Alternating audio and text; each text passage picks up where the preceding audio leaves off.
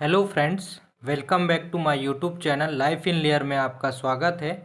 Friends, आज हम allegation की सेकेंड क्लास है। इसमें बहुत इंपॉर्टेंट क्वेश्चन है, प्लीज़ ध्यान से इसको देखिएगा। राधा ने 96,000 रुपये का एक प्लाट खरीदा। इसमें 1/3 हिस्सा 10% की हानि पर 10% की हानि पर बेच दिया। दूसरे हिस्से को कितने प्रतिशत, यहाँ दूसरा है, दूसरे हिस्से को कितने प्रतिशत लाभ पर बेचा जाए ताकि कुल मिलाकर लाभ कितना हो जाए, अपने पास 20% हो जाए। दोस्तों, इस तरह के क्वेश्चनों को करने के लिए हमें एलिगेशन में 3 चीज़ ध्यान रखनी। मैंने बताया ना कि सजाती सजाती यानी बेचा बेचा है तो बेचा बेचा ही होना चाहिए। जैसे यहाँ पे भी दूसरे हिस्से को भी बेचा है, पहले हिस्से को भी बेचा और लाभ हुआ है, यानी कि किसी चीज़ को बेचा होगा तभी उसमें लाभ हुआ है। ये चीज़ आपने ध्यान रखिएगा। 1/3 हिस्से को, अगर 1/3 हिस्सा कितना होता है, 1/3। मैंने आपको बताया था जो नीचे वाली वैल्यू होती है ये कुल होती है, वो बेचा हुआ हिस्सा कितना है, इसमें इतना है, यानी 1/3 1/2 टोटल रहा होगा। ये कोई पहला पार्ट रहा होगा और ये सेकेंड पार्ट रहा होगा। यानी पहले हिस्से को इसने कितना बेचा है, 10% की हानि पर बेचा है। हानि है इसलिए मैंने यहाँ पे माइनस लगाया है। और इसमें क्या बोला है, 20% का कुल मिलाकर, कुल की वैल्यू कहाँ आ जाती है, यहाँ पर आ जाती है। कुल मिलाकर 20 पर, हमें ये नहीं पता है कि सेकेंड वाली वैल्यू कितनी है, हमें वो ज्ञात करनी है। और कुल मिलाकर कितने परसेंट का लाभ हुआ है, 20% का लाभ हुआ है। और जो अनुपात फ्रेंड्स यहाँ रहता है वही अनुपात यहाँ पर भी रहता है। आप ये ध्यान रखिएगा कि जो अनुपात यहाँ है वही अनुपात यहाँ पे भी होगा, है ना। एलिगेशन, ये डेविएशन का है पर मैं इसे एलिगेशन से ही बता रहा हूँ। जनरली इसको जितने भी यूट्यूब में बताते हैं डेविएशन से बताए। डेविएशन कई बार कंफ्यूज कर देता है, इसलिए मैं इसको बहुत सिंपल बता रहा हूँ। आने वाले सारे क्वेश्चंस पे ये अपने को अप्लाई करना है। तो माइनस में है, हमें ये पता है कि बड़ी वाली वैल्यू से छोटी वाली वैल्यू को घटानी है। अगर 20 में से हम -10 को घटाएंगे तो कितना हो जाएगा, 30% हो जाएगा ये। और अगर हमने पहली बार में बड़ी वाली वैल्यू से छोटी वाली वैल्यू को घटाई है तो हमें अगली बार में, अगर हमने नीचे से ऊपर अभी घटाया है यानी यहाँ से यहाँ घटाया, तो हमें अगली बार ध्यान रखना है कि ऊपर से नीचे घटाना है ना। हमें ये पता है कि ये 1:2 में है। इसकी वैल्यू हमारे पास कितनी है, 30% है, यानी ये कितना गुना हो गया होगा, 15 गुना हो गया। ये 1:2 है, यानी कि सेकेंड पार्ट का लाभ कितना आया है, 20% आया है। तो हमें यहाँ इसकी वैल्यू भी कितनी हो जाएगी, इसका भी 15 गुना टाइम हो जाएगी 1 अनुपात में, यानी ये 15% की लाभ में आया होगा। हमें यहाँ कौन सी वैल्यू लेनी चाहिए ताकि 20, अगर हमने यहाँ पे शुरुआत में 20 से 10 घटाया तो हमें यहाँ कौन सी वैल्यू लेनी चाहिए कि अगर हम इसमें से 20 घटा दें तो हमारे पास 15 आना चाहिए। तो ऐसी कोई वैल्यू आप सोच पा रहे हैं? ऐसी वैल्यू केवल एक ही है कि अगर हम इसमें से 35%, अगर ये हो 35% होगा तो हम इसमें से 15% घटा देंगे। ठीक है, तो आंसर क्या हो जाएगा अपना, 35%। मतलब दूसरा हिस्सा कितना परसेंट होना चाहिए, तो 35% होना चाहिए। आया समझ में फ्रेंड्स? इसको मैं, अगर आप बोलेंगे तो एक बार और समझा दूंगा, बट यही है, आगे वाले और क्वेश्चन में आपको क्लियर हो जाएगा ये। एक क्वेश्चन ये भी है कि 35% दूध वाले एक घोल में m% अन्य दूध का मिश्रण एक समान मात्रा में यानी समान अनुपात में मिलाया जाता है। इस प्रकार के बने मिश्रण को 50% दूध होता है। इस प्रकार में जो मिश्रण हमने बनाया है वो 50% दूध के अनुपात में है। समान मात्रा यानी क्या हो गया, ये कोई वैल्यू होगी 1:1 में। दूध की वैल्यू हमारे पास कितनी है, 35% है। हमें क्या दूसरे वाली दूध की वैल्यू पता है, नहीं पता तो इसे क्वेश्चन मार्क लगा दो, ये गोला ऐसा बना लो। हमें कुल मात्रा पता है कि कुल मिलाकर मिलाने के बाद दूध की वैल्यू कितनी हो गई, इसके बाद इसमें 50% हो गई। अब इसको घटा दो, हमने पहली बार में बड़ी वैल्यू से छोटी वैल्यू घटा रहे हैं। ये भी 1:1 के अनुपात में भी होगा, ये भी 1:1 के अनुपात में ही है ना। 50 में से अगर हम 35 घटाएंगे तो कितना बचेगा, 15% बचेगा। 15% यानी इस एक की वैल्यू कितनी है, 15%, तो इसकी भी एक की वैल्यू कितनी होगी, 15% होगी। शुरुआत में हमने इस कुल की वैल्यू से घटाया है तो अब हमें अगली बार इसकी वैल्यू से इसको घटाना पड़ेगा। तो यहाँ पे कितना हो जाएगा, ये 65% हो जाएगा। यानी कि 65% में जब हम 50% घटाएंगे तो हमारे पास कितना आ जाएगा, 15%। और यही वैल्यू इसने पूछी है ना। इसी तरह आगे चलते हैं, क्वेश्चन में एक और है कि एक कक्षा में 60 विद्यार्थी हैं, संपूर्ण कक्षा का औसत 42 है। यदि कक्षा में लड़के 36 हैं और सभी लड़कों का औसत 50 किलोग्राम है, तो सभी लड़कियों का औसत क्या होगा। इस तरह के क्वेश्चन, ये सारे क्वेश्चन में एसएससी में आए हुए हैं और रेलवे में आए हुए हैं, उन्हीं क्वेश्चनों को करवा रहा हूँ। इसमें क्या बोला है, कुल कक्षा में कितने 60 विद्यार्थी हैं, संपूर्ण कक्षा का औसत 42 है। यदि कक्षा में लड़कों की संख्या अगर 36 है, यदि लड़कों की संख्या बॉयज़ की संख्या अगर 36 है और टोटल विद्यार्थी कितने हैं अपने पास 60 हैं, तो गर्ल्स की संख्या कितनी हो गई होगी, 24 हो गई होगी। इसको अगर काट दें तो 12 दूनी 24, 12 तिया 36, यानी बॉयज़ और गर्ल्स का अनुपात कितना आ गया, 3:2 आ गया। यानी संपूर्ण कक्षा का औसत बता दिया गया है, यहाँ पे कितना है, 42 है। इसके बाद है सभी लड़कों का औसत कितना बताया गया है, 50 सभी लड़कों का औसत है, और सभी लड़कियों का औसत हमें पता नहीं है, तो हम इसे क्वेश्चन मार्क लगा। और कुल संख्या कितनी बता दी गई है हमें, 42 किलोग्राम। इसको भी इसी तरह यहाँ लिख लेता हूँ मैं इसको, 50 किलोग्राम 42 किलो, यानी ये अगर 3:2 के अनुपात में है तो ये वैल्यू भी 3:2 के अनुपात की वैल्यू में ही होनी चाहिए, है ना। यदि हम यहाँ से 50 में से अगर हम 42 घटा रहे हैं तो हमारे पास कितना बचा, 8 किलोग्राम बचा। यानी 8 किलोग्राम की वैल्यू हमारे पास यहाँ पे कितनी है, 2 अनुपात में 8 किलोग्राम है, तो 1 अनुपात में कितनी हो गई, 4 किलोग्राम हो गई होगी। तो इसकी वैल्यू भी यहाँ कितनी आ जाएगी, 4 तिया 12, यानी इसमें 4 का गुणा कर देंगे तो 4 तिया 12 किलोग्राम यहाँ हो जाएगी। हमने शुरुआत में 50 से बड़ी वैल्यू से छोटी वैल्यू घटानी होती है, तो हमने 50 में से घटाया है। तो अब हमें यहाँ पे क्या घटाना पड़ेगा, 42 में से क्या ऐसी संख्या घटाई जाएगी, 12 बचे, है ना। 42 में से ऐसी क्या संख्या घटाई जाए कि 12 बचे, ऐसा क्वेश्चन होता है। तो x की वैल्यू हमारे पास कितनी आ जाएगी, इसमें 30% आ जाएगी। यानी अगर यहाँ पे कोई संख्या 30 होगी और जब 42 में से मैं 30 घटाऊंगा तो मेरे पास क्या बचेगा, 12 बचेगा। इसी तरह के और भी क्वेश्चन है दोस्तों जिन्हें हम करेंगे। जैसे एक ये क्वेश्चन कल का था बट इसको मैं बनाना भूल गया था कि 120 लीटर के घोल में 40% अम्ल है, घोल को 60% अम्ल बनाने के लिए कितना शुद्ध अम्ल मिलाया जाना चाहिए। इसमें आपको कुछ नहीं करना है, 60% अम्ल है, यहाँ पे भी अम्ल है, यहाँ पे भी अम्ल है और यहाँ पे भी अम्ल है, तीनों जगह अम्ल है, तो हम इसमें एलिगेशन लगा सकते हैं। 60% अम्ल है, घोल को 60% बनाना है, यानी कुल वैल्यू को 60% बनाना है, तो इसमें कितना शुद्ध अम्ल, शुद्ध अम्ल क्या होगा, यानी कोई भी ऐसा अम्ल होगा जो 100% होगा। यहाँ पे कोई भी एक भी चीज़ें इसमें ना पानी हो ना और भी कोई अदर हो, तो वो शुद्ध तभी होगा जब ये प्योर 100% एसिड होगा। अब आप इसको घटा एलिगेशन लगा दीजिए।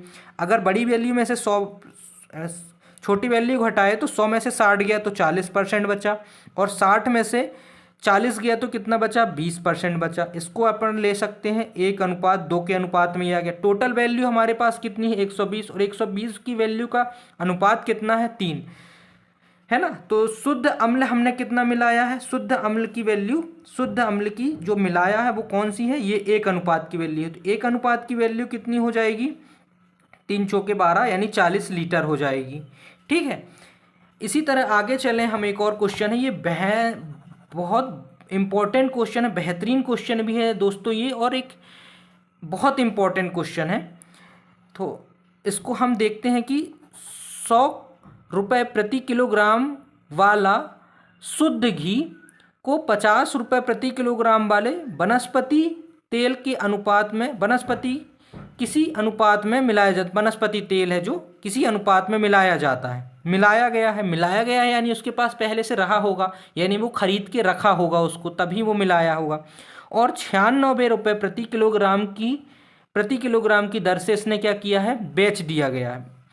इससे 20% का उसको लाभ होता है। तो घी और तेल को किस अनुपात में मिलाया गया है, ये पूछा गया है क्वेश्चन में। ये क्वेश्चन जेईई आरआरबी में आया था, बहुत इंपॉर्टेंट क्वेश्चन है, और भी अदर एग्जाम में आए हैं, पर जो बेस में लिया हूँ, जो एग्जाम में सबसे पहले आया था उसी का लिया हूँ। हमें इसमें बहुत ज़रूरी है, एलिगेशन में 2 ही चीज़ें देखने की ज़रूरत रहती है, क्या इनकी चीज़ें बराबर मिलाया गया है, यानी इसको पहले ये क्या किया होगा, ख़रीदा गया होगा, यहाँ खरीद रहा है, यहाँ बेच रहा है, इनको हमें बराबर है तो एलिगेशन लगा नहीं सकते। इसके लिए हमें सबसे पहले दोनों को बराबर करना पड़ेगा। कोई भी एक चीज़ को आप बराबर कर सकते हैं। यदि 20% है तो इसमें अगर हमने 50, सीधा बच्चा क्या करता है, 50 शुद्ध घी 50 है और 100 रुपये, सॉरी, पहले 100 रुपये प्रति किलोग्राम, फिर 50 रुपये प्रति किलोग्राम वाला है। ठीक है, इसके बाद उससे मिलाया कितने गया है, टोटल 96 रुपये प्रति किलोग्राम की दर से बेचा गया है। एक्चुअल में ये 96 रुपये क्या है, 120 रुपये की वैल्यू है, क्योंकि 20% का लाभ हुआ है। अगर ये सेलिंग प्राइस है और ये दोनों कॉस्ट प्राइस में है, ये भी कॉस्ट प्राइस में है और ये भी कॉस्ट प्राइस में है, तो या तो आप इसको सेलिंग प्राइस में बदल, इनको सेलिंग प्राइस में बदल लीजिए या इसको कॉस्ट प्राइस में बदल लीजिए, जो कट जाए। अगर ये 120% की वैल्यू अगर 96 है, 120% की वैल्यू अगर 96 है तो 100% की वैल्यू कितनी होगी इसमें, तो गुणित 100/120, यानी कि 12 × 8 = 96, 80 रुपये इसकी वैल्यू आ जाएगी। अब आप इसमें एलिगेशन लगा सकते हैं, क्योंकि ये भी सीपी हो गया, ये भी सीपी हो गया और ये भी सीपी हो गया, है ना। अब इसमें आप एलिगेशन लगाते तो 80 में से 50 गया तो कितना बचा, 30 बचा, और 100 में से 80 गया तो कितना बचा, 20 बचा। इसकी वैल्यू कितनी आ गई, 3:2 के अनुपात में इसकी वैल्यू आ गई। आया समझ में फ्रेंड्स। हमने इसमें कुछ नहीं किया है, जो सीपी में है दोनों को सीपी है, इसलिए हमने यहाँ पे भी जो सेलिंग प्राइस है इसको सीपी में बदल लिया। इसको बदलने के लिए इसने पहले ही हमें बता दिया था कि इसमें 20% का लाभ हुआ, यानी ये 120% की ही वैल्यू है, और हमें चाहिए सीपी में बदलने के लिए 100% की वैल्यू, जो हमने इसमें ले लिया। तो 3:2 के अनुपात में ये हो जाएगा। एक क्वेश्चन अगला ये भी है, लास्ट क्वेश्चन है ये, कि 65 रुपये प्रति किलोग्राम वाली 40 किलो दाल को 80 रुपये प्रति किलोग्राम वाली कुछ दाल के साथ मिलाया जाता है। यदि वह मिश्रण 50 रुपये प्रति किलोग्राम पर बेचा जा, वो 75 रुपये प्रति किलोग्राम पर बेचा जाता है, जिससे 10% लाभ होता है, तो दूसरे प्रकार की दाल कितनी मिलाई गई होगी, यह क्वेश्चन पूछा है। अब आप इसमें देखिए, अगर हम ये भी मिलाया गया है, यानी इसका स्वाभाविक है कि ये कॉस्ट प्राइस में है, मिलाया गया शब्द ही कॉस्ट प्राइस बताता है, और ये बेचा गया है ये सेलिंग प्राइस बता रहा है। अगर हम 10% यानी 110% की वैल्यू 75 को निकालने में लग गए, तो इस तरह के क्वेश्चन में हमें दिक्कत ये हो जाएगी कि इसको काटने में फिर बहुत दिक्कत हो जाएगी, यानी 75 गुणित 100/100 ये क्या है, फ्रैक्शन वैल्यू कठिन आ जाएगी। इसीलिए हम यहाँ पे क्या करते हैं, अब कॉस्ट प्राइस को ही सेलिंग प्राइस में बदल लेते हैं। ये आंकड़े के अनुसार है कि जैसे हमें जहाँ सुटेबल लगे, जो आसानी से कट जाए, वो ले लीजिए। अगर हमें 65% का 10% लाभ यानी सेलिंग प्राइस में बनाना है, तो ये 65% की वैल्यु कितनी है अपने पास, अभी 100% है। 10% की वैल्यू बनानी है, 110 बनानी है। 110 बनाने के लिए हमें इसमें क्या करना पड़ेगा, 65 गुणित 110/100, यानी ये 65 एकम 65 हासिल की 5, 65 एकम 65 और 5 71.0 है, तो 71 ये आ गया, पहली वाली की सेलिंग प्राइस आ गई 71.6। इसी तरह हमें दूसरे वाले का निकालना पड़ेगा। 80% की वैल्यू, अगर 80 रुपये की वैल्यू 100% है तो 110 की वैल्यू कितनी हो जाएगी, तो 80 गुणित 110/100, यानी ये हो जाएगा 88 रुपये इसका सेलिंग प्राइस आ जाएगा, है ना। अब हम इसमें एलिगेशन लगा सकते हैं आराम से, ये ज़्यादा टाइम नहीं लगेगा, वो तो समझाने के लिए बता रहा हूँ। बाकी बहुत इजीली 10% यानी 6.5 है, और 10% यानी 8 रुपये इसमें बढ़ जाएगा। ये देखने के ही क्वेश्चन है, ज़्यादा कठिन क्वेश्चन नहीं है। यानी हमारे पास पहले तरह की दाल आ गई, कितनी है, 71 रुपये 6 पैसा, और ये हो गई 88 रुपये की। पहली किस्म की दाल हमने कितनी खरीदी, 40 किलोग्राम खरीदी। दूसरी किस्म की हमें पता नहीं कि कितनी है, ये हमें ये पता चल गया कि इसमें हम एलिगेशन लगा सकते हैं। टोटल वैल्यू कितनी है अपने पास, इसको कितने रुपए में बेचा है, 75 रुपये में बेचा है, यानी 71.6 में से 75 गया तो कितना बचेगा, यानी इसमें हमने यहाँ पे 75 है, ये 65 एकम 65 75, और ये भी 75 है, ठीक है। अगर हमने 75 में से 71.5 को घटाया तो हमारे पास कितना बचा, 3.5 बचा। और 88 में से जब हमने 75 को घटाया तो हमारे पास कितना बचा, इसमें 75 + 85 और 3 यानी कि 13 बचा। है ना। ये कितने रेशो में आ गया, इसको अगर पॉइंट घटा दें तो 130 और 35, यानी कि 5 सत्ते 35 और 5 दूनी 10 और 5 छक्का 30, यानी 26 अनुपात। अब देखिए यहाँ पे एक बहुत कठिन वैल्यू आई है ये, और ये यहाँ पे अब इस तरह के क्वेश्चन को जब हम ऑप्शन पे देखते हैं तो हमें समझ में आता है ये पॉइंट्स में है, थोड़ा ये कैलकुलेशन है, पर मैं इसमें कैलकुलेशन में फंसना नहीं दूंगा फ्रेंड्स आपको। आप यहाँ एक चीज़ ध्यान से देखिए, मैंने आपको बताया था कि अगर यहाँ पे 26:7 में है तो निश्चित रूप से भी यहाँ पे 26:7 की वैल्यू ही बनेगी, ऊपर और नीचे दोनों ही तरफ। यहाँ पे भी 26 और अनुपात 7 है तो यहाँ पे भी 26:7 की वैल्यू। इसको आप अगर देखेंगे ये कितना है, लगभग 7 का लगभग 1/3 है, 1/3 है, 7 त्रिक 21, लगभग 1/3 है। अगर हम इसमें थोड़ा ज़्यादा है 1/3 से, अगर हम यहाँ पे भी देखें, यहाँ पे भी देखें तो अगर ये 40 है, यानी इसकी वैल्यू अगर 40 है तो इसका 1/3 एक हिस्सा कितना हो जाएगा, लगभग 10 के पॉइंट कुछ कुछ आएगा यहाँ पे। क्योंकि हमने 40 है और हमें ये नहीं पता, पर हमें ये पता इसकी वैल्यू अगर 3 है और इसकी वैल्यू अगर 1 है तो लगभग लगभग ये 1/3 के बराबर है ना। 1/3 यानी 3 गुना हुआ होगा। तो इसमें भी ऐसा कोई ऑप्शन देखो जो लगभग लगभग 3 गुने के पास में जा रहा हो। लगभग लगभग 3 गुने के पास में कौन सा ऑप्शन जा रहा है आपके पास में, केवल इकलौता ऑप्शन दिख रहा है आपको 10.77, यही ऑप्शन सही है अपना। इसी तरह के कैलकुलेशन ट्रिक्स सीखने के लिए और आपको नए नए तरीके जानने के लिए प्लीज़ मेरे चैनल को सब्सक्राइब करें, शेयर करें और बेल आइकन को प्रेस कर लें। आपको अगर कोई चीज़ समझ में नहीं आती है, कोई अगर दिक्कत होती है तो प्लीज़ आप कमेंट बॉक्स में कमेंट कर दें, ताकि मैं आने वाली वीडियो में उनको और अच्छे से सॉल्यूशन बता दूं। मैं इसको डेविएशन मेथड से इसलिए नहीं बताया हूं फ्रेंड्स कि आने वाले सारे क्वेश्चन में अपन एलिगेशन ही लगाएंगे, एक कॉन्सेप्ट सीखेंगे, उस चैप्टर को ही ख़त्म कर देंगे उस चैप्टर कॉन्सेप्ट से, क्योंकि डेविएशन में बहुत सारी चीज़ें इसमें फंसाता है। आपको केवल ये जो मेथड है, इस मेथड को आप थोड़ा सा ध्यान रखिएगा कि अगर यहाँ अनुपात इतना है तो इतना ही होगा, इसकी वैल्यू इसी तरफ है, इसकी वैल्यू इसी तरफ है, कौन सी वैल्यू कब घटाई जाती है कब बढ़ाई जाती है, जो मैंने बताया है।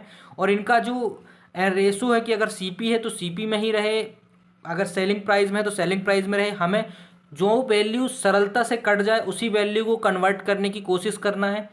इसी तरह की मेथड में आपको लगातार देता रहूँगा ताकि आपको एग्ज़ाम हॉल में कभी कोई दिक्कत नहीं हो। मैं केवल एग्ज़ाम ओरिएंटेड ही पढ़ा रहा हूँ जो आपको एग्ज़ाम हॉल में काम आएगा। बाकी तो बेसिक पढ़ना, बहुत सारी चीज़ें पढ़ना, वो तो सभी पढ़ा रहे हैं, तो उसमें मतलब कुछ रह नहीं जाता जब हम एग्ज़ाम हॉल पे ही अपन क्वेश्चन को हल ना कर पाएँ तो। थैंक यू सो मच मेरी वीडियो देखने के लिए। Thank you friends.